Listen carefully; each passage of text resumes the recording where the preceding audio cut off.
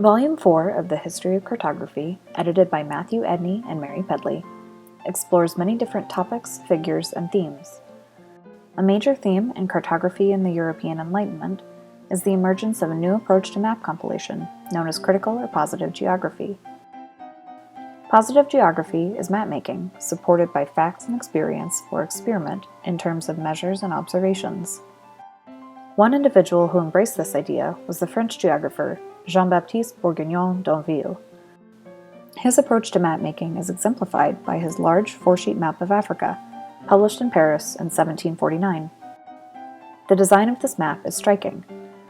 Decoration is limited to the title cartouche in the upper right corner. The female figure of Africa sits above the title.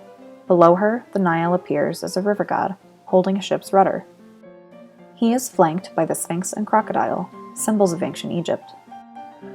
The rest of the map is starkly factual. A coastal outline contains a sparse array of features with short text supporting their presence.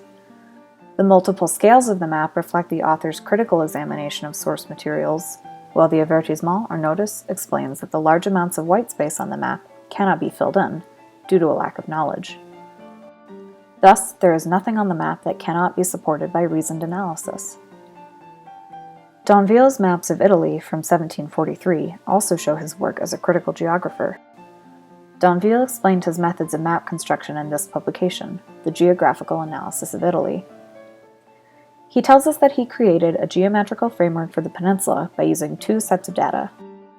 First, the results of astronomical observations to establish precise locations of primary towns like Rome and Bologna.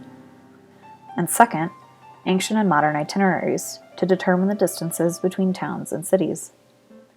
In this detail of the scales on the map, we can see that D'Anville used many itinerary sources. These included various French leagues, the miles of northern Italy, marine or nautical miles, and finally Roman miles, including the ancient mile. Itineraries surviving from Roman times remained a major source of information, as long as one could convert ancient measures to modern units. Fortunately, D'Anville had already devoted a lengthy study to that task. Using these sources, D'Anville was able to construct an entirely new geometrical shape for Italy. Each dotted line is a direct distance calculated from itineraries. Starting from the fixed location of Rome, D'Anville could construct the polygons and redraw the peninsula from scratch. The final effect was remarkable.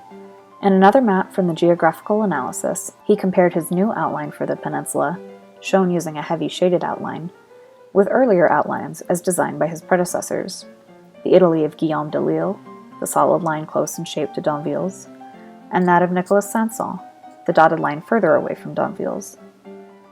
He aligned the 3 outlines along the astronomically determined meridian of Rome, shown here in the lower right of this detail.